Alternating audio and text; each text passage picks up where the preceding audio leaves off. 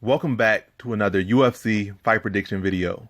In this video, I'll be predicting the prelim fights for UFC 243, Whittaker versus Adesanya. So without further ado, let's get to our first fight on the card in our first prelim. So in our first fight, we have in the bantamweight division, Taha versus Bruno Silva. So this fight is interesting, not for the stylistic matchup, but more so for the fact that Bruno Silva is kind of hard to find stuff on him. And a lot of that is largely because he shares a name with another fighter who's in the middleweight division, and he's in the bantamweight division. And the other fighter has more notable wins on his resume. He's a bigger name. And so the other Bruno Silva gets kind of buried by the bigger Bruno Silva. But from what I've seen in the highlights and a little bit of stuff I like searched on SureDog and Tapology and etc., Bruno Silva is more of a striker than a grappler, at least finishing wise. He's more of a decision fighter when he's fighting, and also when he fights better competition, it's pretty much 99% of the time it's going to be a decision. And when he fights, what's it called, lesser competition, he's either going to submit them or finish them. So he finishes lesser competition, but has really shown a lack of ability to finish the tougher competition. And as far as kind of gauging his skill level, it's kind of hard to gauge where his skill level is at. But he did have a draw with Casey Kenny back in 2017, so he must be pretty good, as Casey Kenny is undefeated in the UFC right now and looking pretty solid. But like I said, there's not really much to judge him off of. So I'm going to lean to Khalid Taha in this one, because I feel like Khalid Taha has got his feet wet in the octagon, not in the contender series, not in tough, but in the actual octagon. He has got his feet wet, and he's coming off his best performance. I feel like we've seen his wrestling, we've seen his grappling, we've seen his striking, and he just dropped and TKO'd a very solid striker in his last fight. So he's shown that his striking is coming along well. And we already seen his grappling. I feel like he could mix it up better than Bruno Silva from the little information that I do have. So I feel I'm going to lean heavily to Khalid Taha in this one. I think it's probably going to be a competitive fight, but that UFC experience and that those improvements Khalid Taha is making is going to make all the difference. So in this fight, I have Khalid Taha via decision. Now on to our next fight we have in the women's flyweight division, Nadia Kassem versus Ji Yeon Kim. So this one's kind of a little bit unfair on Kassem in a way, because she did fight Montana De La Rosa in her last fight, and she got thoroughly dominated and finished in the second round. But realistically, a lot of women at this level of competition, like where Ji Yeon Kim and Nadia Kassem kind of fall in like this level of competition, they will get kind of picked apart by Montana De La Rosa at this moment, because her wrestling's on another level than theirs. She's a we call like a blue chip prospect. I don't know what kind of prospect you want to say, but she's like one of those standout prospects that's going to definitely ascend to the higher levels of this division. I'm not saying she's going to be a champion or guaranteed a champion, but she's guaranteed to be up there challenging future contenders and future champions. She's not a chick that's going to lay low. She's a chick that's going to go to the cream of the crop. So she definitely could pick a lot of them apart at this entry level. So it's really no shame on Kassem that had the type of loss. It's just like how she responds to that loss. But just judging off that loss, I didn't really see nothing from her. I seen, looking at her record, she beat a lot of chicks that were pretty much to pad her record. She showed a full skill set, but like a full well-rounded skill set, but against women that were pretty much brought in there to pad her record. With Ji Yeon Kim, I see like she's been in the UFC. She has some wins in the UFC, and she looks solid. Whereas Kassem, the one time she's like outside of the loss to Montana De La Rosa, like her debut fight, she fought a chick that was kind of on her way outside the UFC, and she struggled to really beat her. I just like don't really see Kassem being at this level just yet. I'm not gonna say she's not at this level, but I don't really see her being at her full potential. I still see a lot of development need in her skill set, and I feel like Ji Yeon Kim is just a slightly bit better. I see this as a very closely contested fight, but I feel like Ji Yeon Kim packs more power. She got the experience, she got the size, she got the strength, and she got really all the advantages over Kassem in this one. Like I said, I feel like Kassem got to sharpen her tools up, but right now I just feel like overall Ji Yeon Kim is just a better fighter overall. So in this fight, I got Ji Yeon Kim via decision. Now to our next fight we have in the lightweight division, Jamie Mullarkey versus Brad Riddell. So I don't know if his name is Mullarkey, but he's going to be called Mullarkey for this prediction.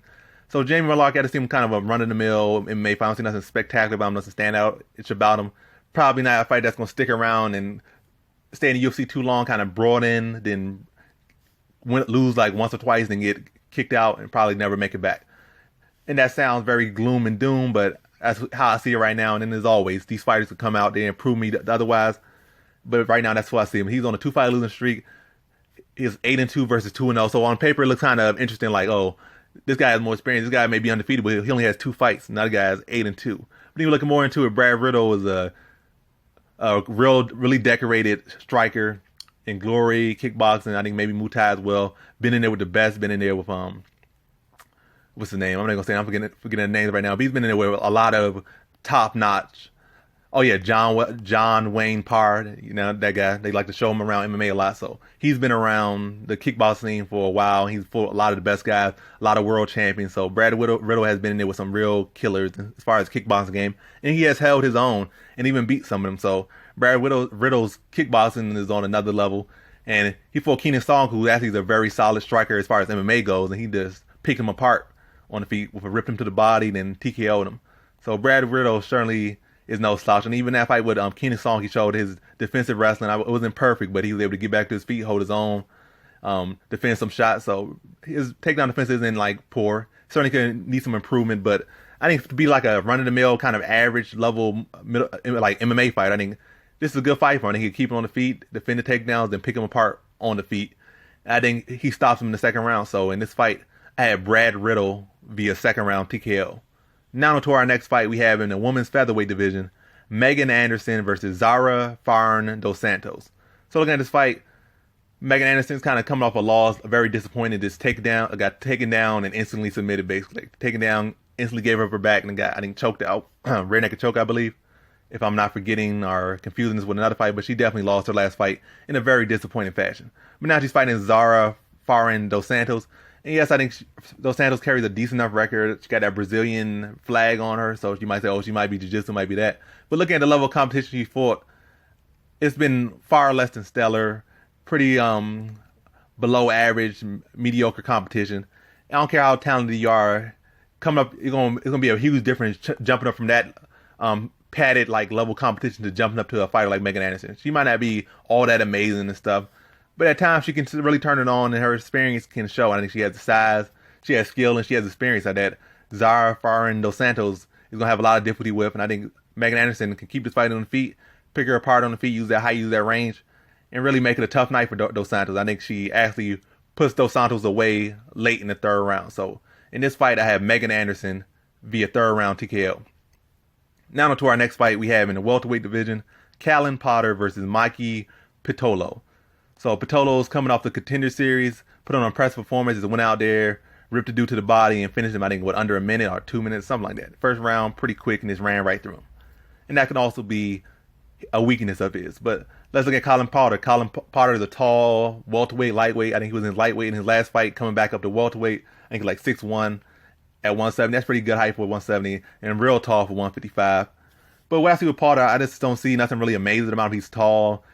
Like, that is really all he is. He's a tall guy that has some decent skill set, knows how to use his length a little bit, but he kind of stands straight up, no head movement. Just come forward. He doles out volume, uses the fact that he's long and just doles out volume. And you could beat a lot of people just by being tall and drawing volume, because a lot of people don't know how to overcome height. So you beat a lot of people because they don't know how to get in on the inside and just getting punched from the outside. And then he has decent enough ground game to maybe submit some. But other than that, to see him as roughly average. Whereas Mikey Pitolo, he has some potential to be something a little bit more, but like I said, he needs to clean up a little bit of stuff. Like I said, he gets over aggressive sometimes. I've seen in some of his fights, he look pretty good, but he just starts running over his own punches or trying to get so much to the inside or trying to find a punch or find a shot so much. Then he gets caught. He gets caught with a check hook, runs into a straight or something, and gets TKO'd. So that's an issue of him. He can fight a taller guy, and that could potentially happen with him being over aggressive. But I feel like he's gonna make some adjustments, make some adapt in the fight, and not make these mistakes. And plus, like I said, Part is not that sharp anyway. He's not sharp with no counters or no straights or nothing like that. He's more so up and down. Matter of fact, he's not even up and down. He just straightforward, standing up like a plank, tall guy. So I just feel like Pitolo can definitely outslick him, rip him to the body, rip him up top. But Potter is not really moving. He's just tall. He just uses his height and doesn't know how to shift or anything. He just stands straight up and goes straight and back. Matter of fact, he's not an up and down fighter. He's a straight and back. So that's even less than a up and down. So I feel like Pitolo can just really just be aggressive, pick him apart, but not too aggressive. Like stay in your range and don't walk over your range so that he can catch you. So I might be saying like, oh, that guy is taller, and so his range is going to be long to your range anyway. But I'm not saying like the range, overcome that range that you're walking into shot. Like be in range, but don't be walking into shots. That's what I'm saying. Like mind your distance so that you can evade these shots and not walk into them and then go to the body or come over top. And I feel like Pitolo's going to do that. He's going to be aggressive, become with power and volume, and really just pick apart the Potter who's just going to be straight there for him to be hit. So I feel Pitolo's volume and power is going to put Potter away in a second. So in this fight, I got Mikey Pitolo via second round TKO. Now to our next fight, we have in our co-prelim headliner in the heavyweight division, Justin Tafa versus Yorgan De Castro. So this fight has actually been moved up to the main event. I mean, not the main event, but to the main card, the pay-per-view portion. But I already made my pay-per-view. Well, not my pay-per-view. I already made my main card prediction. So I'm not going to change this yet. So you can just refer to this video if you want to find this prediction. But to get into this prediction, you got Justin Tafa, who comes from a long line of, not a long line, but his family is pretty much like his brothers, his siblings are all doing well in like striking sports like kickboxing, etc., etc. And they're all doing pretty well. They're winning world titles or winning titles in general. And they're looking good in that respect. And they're all pretty young and good ages and achieving a lot of stuff. And they're on the come up. You got Yorgan De Castro. I think he kind of had not the straightest path to where he's at now. He kind of had a up and down, more down than up amateur career. Came to the pros. Nobody ever really expected nothing from him, but he's been undefeated so far as his pro career in MMA. And in his last fight, he really shined. I think in that last fight, his Contender Series fight, I really wasn't expecting wasn't expecting nothing of him. Didn't really see no amazing striking, didn't really see no amazing build and no amazing technique. But that fight, he showed that he can make adjustments and he's here to improve. He's here to say, I'm not here to just to be here. I'm here to make a statement. I'm here to make waves. So I was really impressed when I wrote him off and he came in there. He put on an amazing performance. And Justin Tafa, though he might come from this striking family or whatnot, I really see a lot of holes in his game right now. He's raw. He might look like he's 30 or 35, but he's only 24, and you could definitely see the youth in his style a little bit. A lot of stuff he kind of just goes in. He's just like a fighter. He is a fighter. Like the technique is certainly there, embedded, and it has to be brought out. But a lot of stuff you see from him is just his heart and that he's a fighter. And I feel like, yes, that's a good thing. But at this point, I feel like Yorgan De Castro has had those ups and downs. He's an older fighter. He's at 31, more into his prime as far as heavyweight, because heavyweight prime is a little bit older than any other weight class's prime. And I feel like De Castro's mindset is just better. And I feel like he's improving at the right time, at the right moment, and is in the right place, whereas I think Tafa needs a little bit more work. Yes, he has some good, like that vicious uppercut. Yes, he has some power. Yes, he has some speed. But it's a little bit sloppy, a little bit wingy. And I feel like Castro can take advantage of those pockets. He can chew his legs up. I feel like Tafa's footwork is not really that much really kind of non-existent at this moment, because a lot of times he gets back straight up or gets to be on the end of shots because he's not really moving his feet. So I feel like Castro can chew up his leg a little bit, take advantage of those pockets. But I feel like this is going to be a very exciting fight. It's going to be a back and forth fight. But I feel like the experience of Castro, that wisdom from his age and those ups and downs are going to favor him in this fight. And I feel he's going to be able to slip past on a very close decision. So in this fight, I have Yorgan De Castro via decision.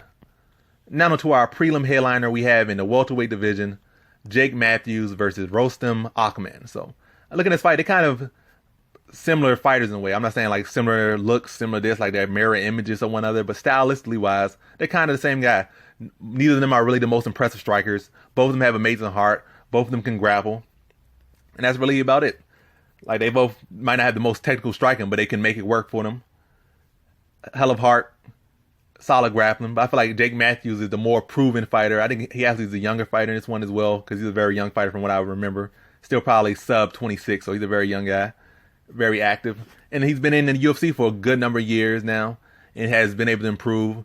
Whereas Rostem Akmen, I think he hasn't even been here a full year yet and hasn't really got his, to really get himself in depth with the UFC, really get his feet wet and really get comfortable inside the UFC. Whereas Matthews has seen the highs and he has seen the lows. And I feel he's a better grappler as well in this one. I just feel like similar fighters, but Jake Matthews, the younger fighter, the more experienced fighter, and has all the edges at the moment. Matter of fact, and he's also involved in this Australia, New Zealand kind of connection. So a lot of stuff's gonna be on the side, maybe a little bit more pressure as well. But I feel like really everything's in his side right now. And like Akmen, it just a little bit off. So it's probably, I see this as a very competitive, gritty fight. But I feel like that experience and youth on Jake Matthews' side is going to be able to allow him to win the decision, win this gritty decision. I don't think it's going to be like so gritty that's a split decision, but I think it's going to be gritty enough that's going to probably be like 29-28 and maybe some tough rounds here and there. But I feel like Jake Matthews is going to win it clear. So in this fight, I got Jake Matthews via decision. And that concludes my fight predictions for the prelims of UFC 243, Whittaker versus Adesanya. And as always, thanks for watching.